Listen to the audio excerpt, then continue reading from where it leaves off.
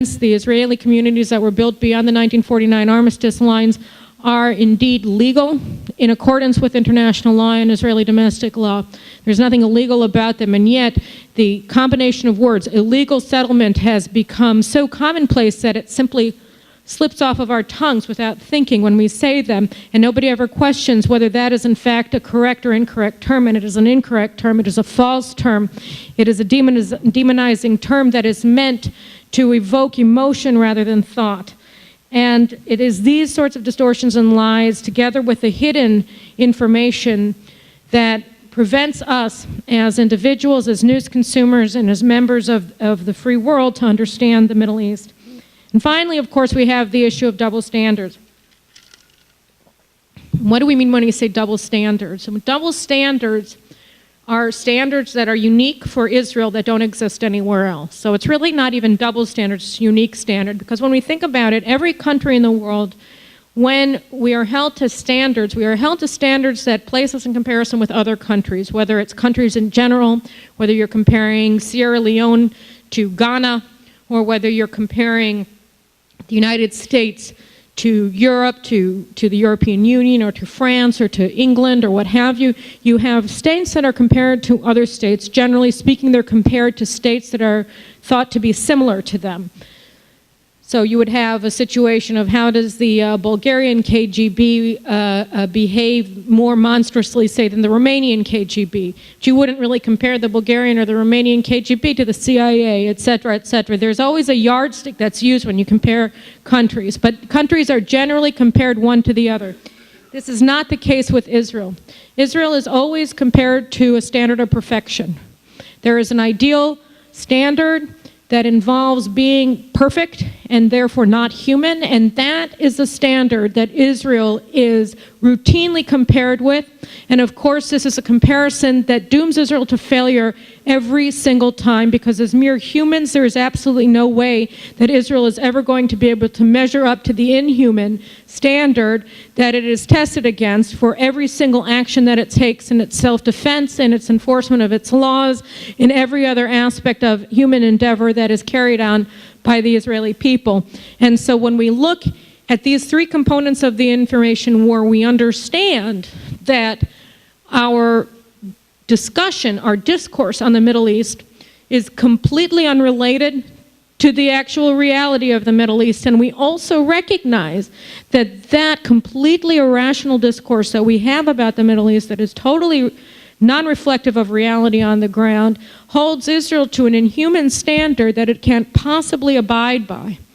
And when you put these things together, you see why the information war against Israel has been so effective, why it is that universities throughout the state of California are calling for divestiture from the state of Israel and not from a country like China, or God forbid Saudi Arabia, or Syria, or Iran, or any other country, for instance Venezuela, that is undermining the rule of law and human rights in that country, and on and on and on and on and on. But only Israel is now being singled out on University of California campuses from north to south, and of course throughout the United States of America.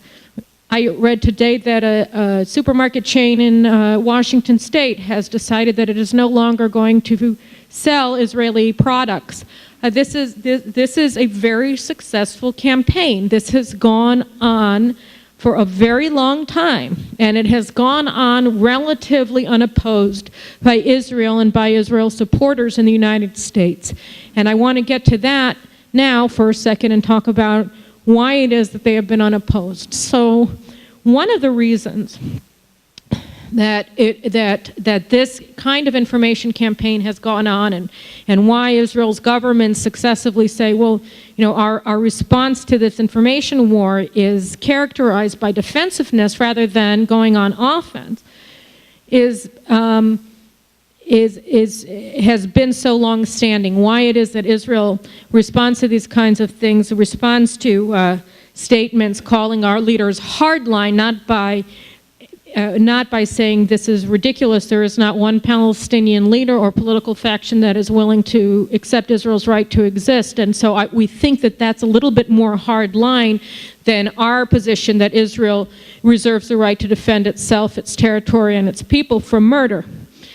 And rather, instead of saying something like that, says, well, we're pro-peace, how can you call us hard line? And we're for a two-state solution, so we're really not all that hard line. And here, why don't we throw 10,000 Jews out of their homes and destroy their communities in the Gaza Strip and northern Samaria in order to show you how not hard line I am, Ariel Sharon, and on and on and on. Why is it that we keep responding defensively? Why is it that when the United Nations accuses us of committing a massacre in Jenin refugee camp, we run around saying, look, we only killed 55 of them and 24 of our soldiers died. How can you call this a massacre? Instead of saying, how dare you? How dare you besmirch the honor of our soldiers this way?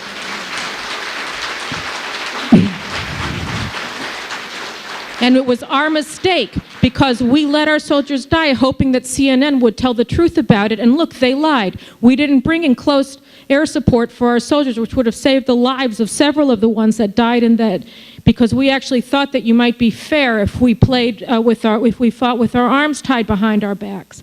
These are the kinds of things that Israel would say if it were going on offense. So the question is, why is Israel not going on offense? Why is it that when you hear from consuls general from Israel and the United States, you hear things about how pro-peace they are and how nice Tel Aviv's beaches are, and et cetera, and et cetera. I think part of the reason, and one of the motivating factors, or the main motivating factor for starting Latma in the first place, is because the Israeli media largely reflects the derangement of the global media as it presents current events to the Israeli public in Hebrew. You would have thought that that wouldn't be the case because, after all, we experience in Israel the reality of the situation on our own backs and on a daily basis, whether it's because there are suicide bombings outside of our homes, or it's because all of us serve in the military, or what have you. And yet the fact of the matter is that almost uniformly the Israeli media distorts reality in the reportage on current events to the Israeli people. And so, as a consequence, largely as a consequence of the extremely biased and distorted media environment and closed media environment inside of Israel, Israeli policymakers moving forward fear retribution at the hands of the far-left media in Israel if they actually go on the offensive. If they actually say, no, this whole two-state solution is a complete lie, it is a failed paradigm, there is no possibility that there will be peace between an Israeli state and a Palestinian state, which we know, even if we don't feel that way ideologically, that the entire land of Israel belongs to Israel. We know that this is a fact because it is an experiment that we have attempted repeatedly over the past 17 years, and it has failed repeatedly. So that it isn't even just a question of, does Carolyn Glick believe in a greater land of Israel, and why shouldn't I? Of course I do. But that isn't the material question. The question is, and say Carolyn was for territorial compromise and had been a wholehearted supporter of the embrace of the PLO in 1993, still, if Carolyn Glick is a rational person, by 2000 she would have come to the conclusion that there is absolutely no possibility of a two-state solution because the Palestinians went to war rather than accepted. And 1,500 Israelis are dead today because the Palestinians went to war rather than accepted. And that is simply a rational understanding of reality. It is not even a question of ideology. It is a question of facts on the ground. So the problem is that in Israel, because the media at home is largely committed to a failed paradigm of Israel being at fault for the absence of peace in the Middle East, and of Israeli strength and Israel being the only actor in the region, and all of the Arabs surrounding Israel being nothing but objects that do nothing other than react and respond to Israeli actions because they have no minds of their own, no interests of their own, no motivations of their own, no ideologies of their own, and no nothing. This kind of stultifyingly stupid media discourse has really constricted the maneuver room of Israeli politicians when they move forward to make policy and explain the actions of the country and the needs of the country, not only to the international audience but also to the domestic audience. And as a consequence of this extraordinarily constraining media environment inside of Israel, we see politicians